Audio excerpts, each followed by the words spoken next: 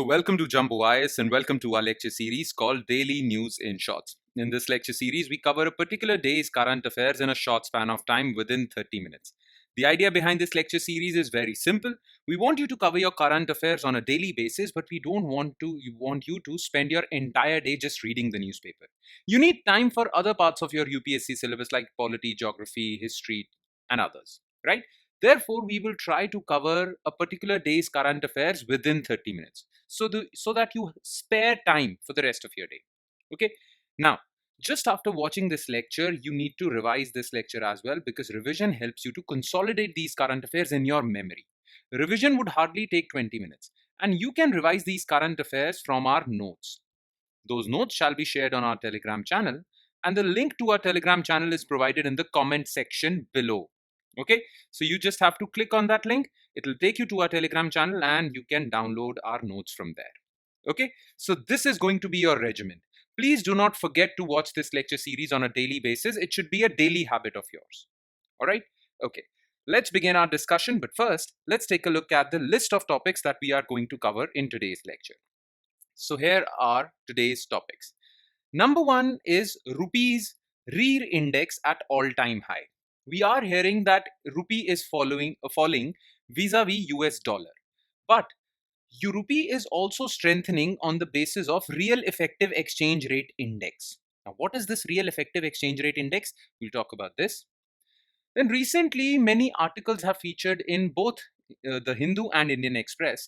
And those articles are talking about no-detention policy. No-detention policy with respect to schools. You know that if you don't pass your exams, you do not get promoted to next class, right? Now, this is known as detention policy. Now, through Right to Education Act, we had scrapped or we had enforced no detention policy till class 8th.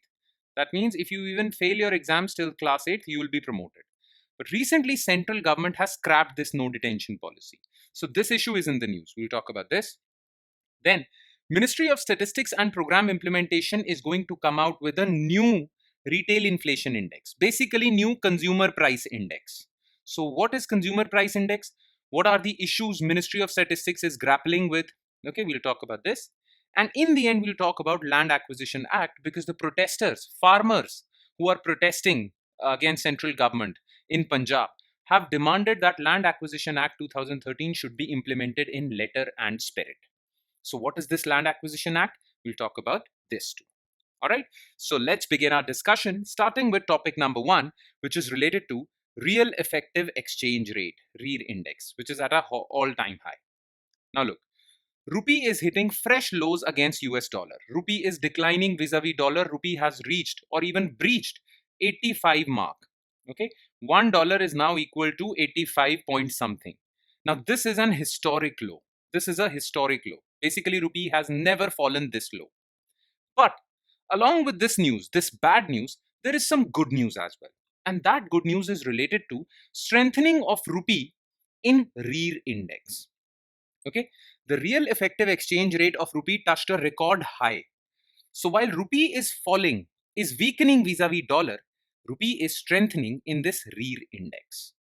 Okay, now what is REER index? First of all, look, there are two types of exchange rates, nominal exchange rates and real exchange rates. Okay, the one we are talking about over here, $1 is equal to 85 rupees, is nominal exchange rate. But when this exchange rate is adjusted for inflation, okay, the difference between inflation in USA and the difference between inflation in USA and India, okay, when the exchange rate is adjusted for that difference in inflation, we calculate real exchange rate. So basically, real exchange rate is nominal exchange rate adjusted for inflation. Now the thing is, when we are calculating the value of Rupee vis-a-vis dollar or any other currency, when we are calculating value of Rupee vis-a-vis pound, vis-a-vis Japanese yen, vis-a-vis euro, we say that we are calculating bilateral exchange rate. Okay, bilateral means between two countries. But when we have to calculate Rupee's value as compared to many other currencies taken together, so if we have to calculate Rupee's value in comparison with a basket of currencies, basket of 40 currencies taken together, then it is not bilateral, multilateral. Okay, so remember this. When we are just comparing two currencies, then it's bilateral. When we are comparing rupee with a bunch of other currencies taken together, 40 currencies, then it is multilateral. So REER is basically a real exchange rate and taken multilaterally. Okay, so real is not this nominal exchange rate. REER is real exchange rate. That means it is adjusted for inflation. Plus, it is also a multilateral exchange rate. That means we are not calculating the real exchange rate vis-a-vis one particular currency, but we are calculating rupee's value, real value, vis-a-vis a basket of currencies. Okay, and in that case, rupee has strengthened. So it has declined vis-a-vis dollar, but it has strengthened as compared to other currencies. Okay. So what is REER basically? It measures rupee's value. And remember, the word R over here is real. That means we are measuring rupee's value adjusted for inflation vis-a-vis not only US dollar, but against a basket of 40 currencies. These currencies belong to countries that account for 88% of India's international trade. So all these 40 countries that account for 88% of India's international trade, their currencies are taken together and rupee's value is measured against them, adjusted for inflation. If we do not adjust rupee's value for inflation, then it will be called NEER. That is nominal effective exchange rate. Okay. All right. Both NEER and REER are calculated with a basket of 40 currencies. That means both of them are multilateral exchange rates. But NEER is multilateral nominal exchange rate. REER is multilateral real exchange rate. Okay. So basically what REER is measuring of rupee's value vis-a-vis 40 currencies. And these 40 currencies are from countries that have 88% of their international trade with India. Okay. Or India's international trade, 88% of that is with these 40 countries. Okay. So the only difference between NEER and REER is inflation. Now, like any other index, if you know about other indices like consumer price index, wholesale price index, index of industrial production, like all the indices, this REER also has a base year. Every index has a base year. Okay, the base year for REER is 2015-16, and all these 40 currencies are accorded weights. So basically, the value of rupee vis-a-vis these 40 currencies is weighted average. Okay, so what we do is we take rupees value vis-a-vis dollar, real value, vis-a-vis pound, vis-a-vis yen, vis-a-vis yuan, and other 40 countries. Okay, we take their value, we take their real value, rupees real value vis-a-vis all these currencies, and we take a weighted average of these values. Okay, so real value of rupee vis-a-vis dollar, let's suppose it's X. Real value of rupee vis-a-vis pound, let's suppose it's Y, Z, and so on. So there are 40 in total. And then we take a weighted average of these 40 values. That is REER. Okay. Now weighted average means you take average, but you accord weights to different values. Okay. And the weights are accorded on the basis of the share of these countries in India's international trade. Okay. Based on their share in India's total foreign trade. So if USA has, if India's international trade, 20% of India's international trade is with US, then this will be given 20% weightage. With Britain, it is 5%, then it will be given 5% weightage, and then average would be taken. Okay, that is REER. Now, what is the significance of REER? If India's rupee's REER increases, that means rupee is strengthening, which means that rupee is becoming strong. So India's imports would be cheap, but India's exports would become expensive and uncompetitive. So appreciation in REER is good news as far for importers, but not for exporters, and vice versa. If REER declines, then rupee is weakening, but it's good for exports, bad for imports. Okay, just remember this thing. Now, why is there this divergence? I mean, we are seeing two types of news, that rupee is weakening vis-a-vis dollar, but rupee is strengthening in REER. So why is there this difference, this divergence? The reason is that rupee is not weakening as much as dollar is strengthening. So rupee is not weakening, but dollar is getting extremely strong. That is why we see that rupee is depreciating. But overall, when compared to other countries, rupee is not doing that bad. Okay. So the reason why rupee is falling vis-a-vis dollar is because It's not the rupee that is weakening, it's the dollar that is strengthening. And we can see that in REER, because REER indicates that rupee is doing fine. But when we compare it with dollar, then it's not doing that fine, which means dollar is doing well, rupee is not doing bad. Okay, that is why there is this divergence. Okay, now the thing is, you might find REER a bit confusing. Okay, I have explained it in a very short time. When we'll take economics lectures, when I'll be uploading economics related lectures, then I will explain REER in detail. So for those of you who are just beginners with UPSC preparation or civil services preparation, you might find this confusing. Don't worry, when we'll start with economics lectures, everything will become clear. So have some patience. Okay, but those who are not beginners, I'm hoping that you know this term. All right. Topic number 2 is issue of no detention policy. So the thing is, what do we mean by no detention policy? Well, in education, every class has final exams, and if you fail those final exams, you have to repeat that grade. So if you're in class 6, okay, and you fail final exams, you are not promoted to class 7, you have to repeat that class 6. This is known as detention policy. But Right to Education Act 2009 came out with no detention policy up to class 8. That means if you fail your final exams, you are still promoted to class 7, and this process goes on till class 8. Okay, this no detention policy was introduced to reduce burden on students till a tender age. Okay, students are very small basically. I mean, your age is very little when you are till class 8. Okay, so that is why we do not want to put uh, burden on students who are very who are kids basically, right? Now, Right to Education Act of 2009 introduced no detention policy up to class 8, but recently central government has scrapped no detention policy. Basically, it has not scrapped no detention policy, it has given the option to states. Now, different states will take different calls.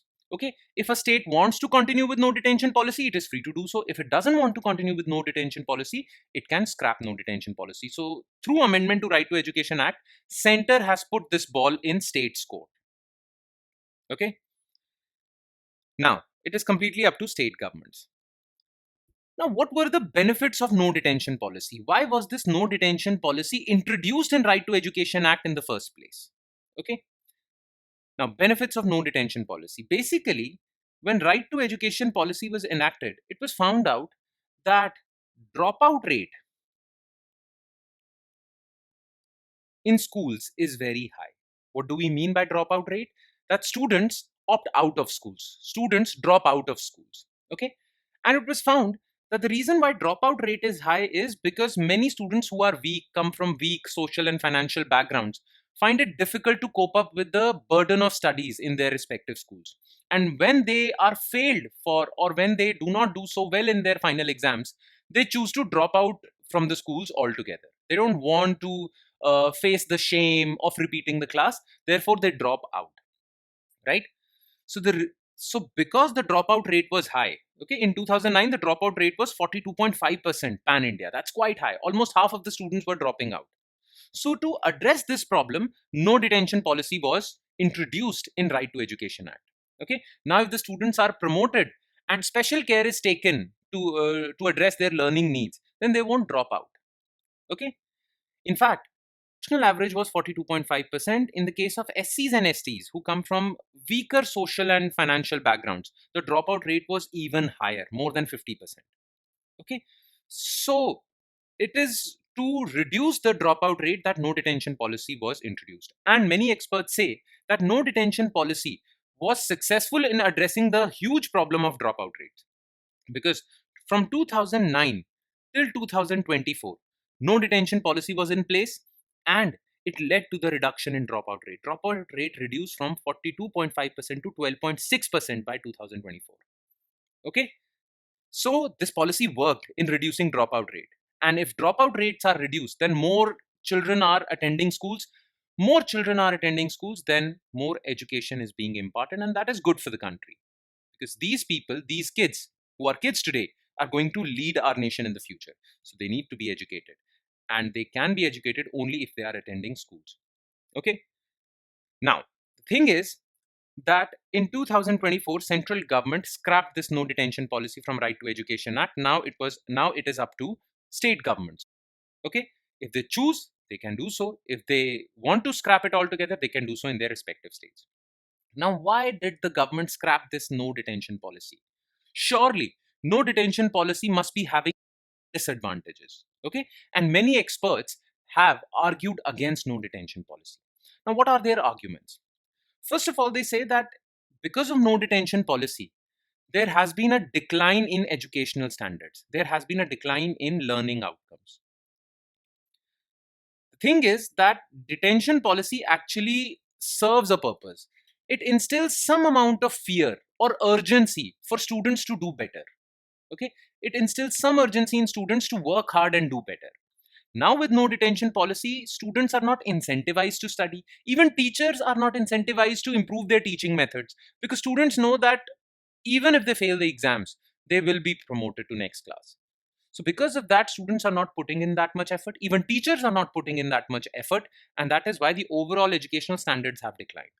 Because, as per the 2023 report by ASER, Annual State of Education Report, only a fourth of enrolled students in the age group of 14 to 18, that means only 25% of students, school going students between 14 to 18, can fluently read a class 2 level textbook. Okay, this is very sad. That means 25% of the students who are in class 9 to class 12 can read fluently the textbooks of class 2. This is really bad. That means a 10th class student cannot pass the exams of class 2 student. He cannot read the text mentioned in class 2 students' books. So that means there has been a significant decline in learning outcomes. Okay, and many people say that it is because of no detention policy.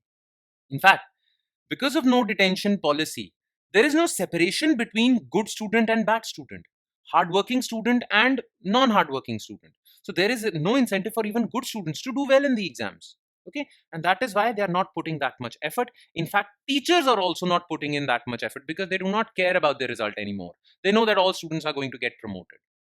So this has led to decline in learning outcomes. Now, experts allege many supporters of no detention policy say that the decline in learning outcomes is not because of no detention policy, it is because of other factors. But still, critics of no detention policy say that it is precisely because of this policy that learning outcomes are falling. So the central government has uh, made this question, or has put this thing at the discretion of state governments. Central government says that if some state governments find it feasible to implement this policy, they can do so. If they don't, they can stop this policy. Completely, the decision would be that of state governments. Center has made this issue open. Okay, center has given the choice now.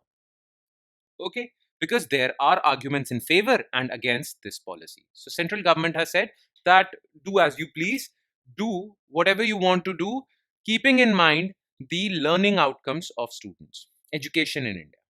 Okay, that's the issue. All right. Third news item is with respect to new retail inflation index. Okay, so the thing is that retail inflation is measured through consumer price index. Okay, and like all indices, as mentioned before, it too has a base year. Okay, the base year for consumer price index that measures inflation in India is 2011-12. Now that is very old. Therefore, the government wants to update consumer price index. Okay, it wants to update the base year. It wants to update basically methodologies of calculating inflation. So currently, the government is in discussions with experts to improve the methodology of calculating consumer price index and upgrading base year. Okay. Now, consumer price index is mostly calculated by NSO, National Statistical Office, which is under Ministry of Statistics and Program Implementation. Now, what happens in CPI is, let's talk about what consumer price index is. Okay. So consumer price index basically measures change over time in prices paid by consumers for a representative basket of goods and services. So what happens is, consumer price index basically measures the inflation faced by a common consumer. So in India, there is a consumer, a common consumer, a common man, right? And he consumes certain things. He consumes some food, some housing expenditure, some fuel and light, miscellaneous transport expenditure. So he consumes a lot of things. All right. Now, these lot of things come at a price, right? So the price of all these things is calculated and an average is taken. Okay. This average actually tells you that a common consumer in India faces this much inflation. Okay. The average of these prices would tell you that on average, a common consumer is facing this much expenditure. Okay. What sort of average price a common consumer is facing? This is the purpose of calculating consumer price index. Okay. So first of all, the people in the government, they actually check what sort of items a common consumer in India is consuming. Then they calculate their prices and then they take a weighted average. Okay. They take the average of these prices and this average is weighted. Now, what do we mean by weighted average? Weights are given to the price of each and every item and then the average is taken out. Okay. Now, these weights are assigned on the basis of the share of these items in the total expenditure of a consumer. So look over here. This is CPI combined. Okay. Now, food and beverages are assigned a weight of 45.86. As you can see over here. Okay. Food and beverages are assigned a weight of 45.86. That means that an average consumer in India spends 45% of their monthly budget on food and beverages. That is why food and beverages have been given this much weight. So the weight is allocated on the basis of the share of that item in the total expenditure or total budget of a common consumer. Okay, that makes sense. Now, the base year for the current CPI is 2011-12. And the thing is that CPI, different forms of CPI are also. So, as you know, a common consumer in rural India is different from a common consumer in urban India. Their consumption items are also different.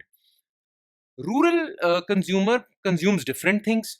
Urban consumer consumes different things and in different proportions also.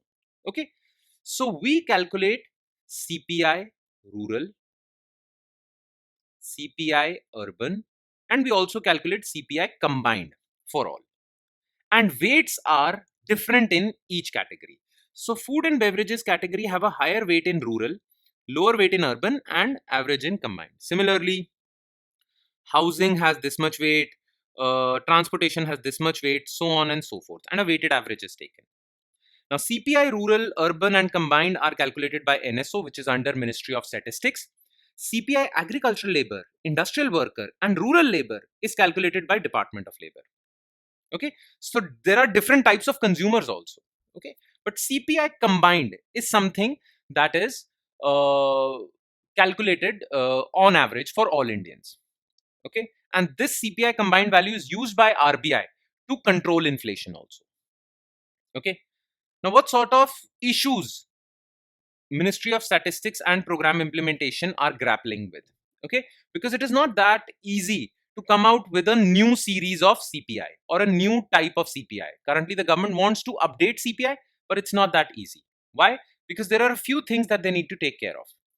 Number one is that there are certain food items or there are certain items that are provided to consumers for free by the government. For example, through ration card, public distribution system, other welfare schemes, various items are provided for free. Now, in the consumer price index, should we mark the price of these items as zero because they are provided for free by the government, or should we take their market price? Let's suppose that's X. What should we do? This is something that the ministry is grappling with. Then there are some people who are saying that the items provided for free should not be included in consumer price index at all. This is also something that the ministry is looking into.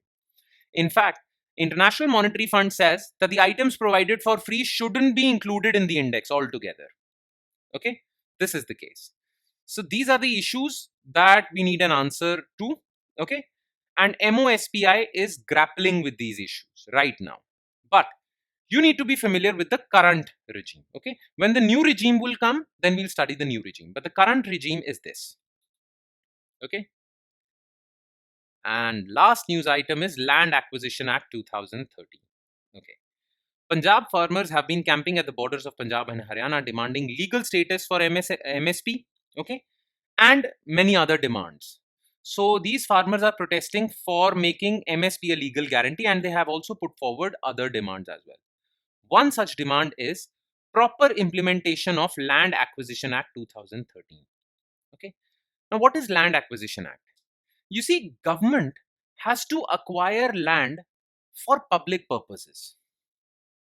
Okay, maybe government wants to build a road, government wants to construct a power plant, or many other things. Okay, there are some construction projects by the government which are for public purposes. Okay, and if government is acquiring your land for these public purposes, then government can even forcefully acquire your land. Okay, make sense? Generally, when you acquire someone's land, you have to talk to that person, and you have to take their consent, right? And if the deal goes through, then only you can. But if for a public purpose government wants to buy the land, it can do so. Okay, compulsorily it can buy your land because that land is for a public purpose. This thing is known as eminent domain. Domain means acquisition of land for public purposes. Okay, now what is public purpose? That government defines. But if it is for a private purpose, then it's different story. But if it is for a public purpose, then government can compulsorily acquire your land. That is eminent domain. Now, many people have been protesting against this land acquisition, right? So governments wanted to make this land acquisition as humane as possible. Okay, so that there is no grievance on the side of people whose land is taken. Okay, for that purpose, Land Acquisition Act 2013 was enacted. Now, under this, fair compensation is provided to those people whose land is acquired, even consent is taken, and in case there is a dispute, these people can move legal authorities to challenge the order of the government. Okay, this Land Acquisition Act. Some of the features of this Land Acquisition Act are: the official name for this Land Acquisition Act is Right to Fair Compensation and Transparency in Land Acquisition, Rehabilitation and Resettlement Act. It was enacted in 2013 to replace the British era law of Land Acquisition Act 1894. Now, this new law provides a framework for fair compensation. And if your land is taken and you are rendered homeless, then it is government's responsibility to rehabilitate you to a new home, provide you with a job also if your livelihood is lost because of land acquisition. So this is a law that provides fair compensation and rehabilitation of affected families whose land is acquired. In case there is any dissatisfaction on the part of these families, affected families, they can approach Land Acquisition, Rehabilitation and Resettlement Authority for redressal. Now, some of the features of this act are as following. Okay, through this act, it is made sure that those people whose land is being acquired are compensated adequately. Landowners are entitled to compensation that is twice the market value in urban areas and 4 times the market value in rural areas. So if your land is being acquired for a road construction project, highway construction project, and if you are from a rural area, 4 times the market value of your land would be given to you by the government. Okay, and in urban areas, twice. So that's quite a lot. Then the government cannot unilaterally acquire your land. In fact, this act states that those whose land is being acquired, the affected families, 70% of those families, minimum 70% of those families should provide the consent for this project. If they don't, then land is not acquired. So 70% consent for public-private partnership project and 80% consent for projects by private players. So for example, a road construction project is given to a private company. So that private company requires 80% consent. Okay. Then before acquisition of land, a social impact assessment should be done. That how would this project impact the people's social life, economic life, and environmental life. Okay, social impact assessment is mandatory. Then, if these people are rendered homeless and without livelihood because of land acquisition, there are provisions in this act that call for basically rehabilitation and resettlement of these people. All right. Plus, it is said that land can be compulsorily acquired for public purposes. Now, the definition of public purpose in the 1890 was quite vague. Anything and everything could be made a public purpose by the government. But this new 2013 Act has narrowed the definition of public purpose so that governments cannot misuse this word public purpose for forcefully acquiring the land. Okay. In fact, it is said that if the acquired land is not utilized for the given purpose, stated public purpose within 5 years, it must be returned to the landowners. Okay. So you have to start your project within 5 years. Okay. These are the features of the act. And farmers are saying that though this land is enacted, it is not being implemented properly. So one of our demands along with MSP is that this act should be implemented in its letter and spirit. All right? Okay. And with that, we conclude today's session. Thank you so much for watching, everyone. And please do not forget to revise these current affairs. Revision is very important. Okay. On that note, I'll sign off. Thank you so much, everyone.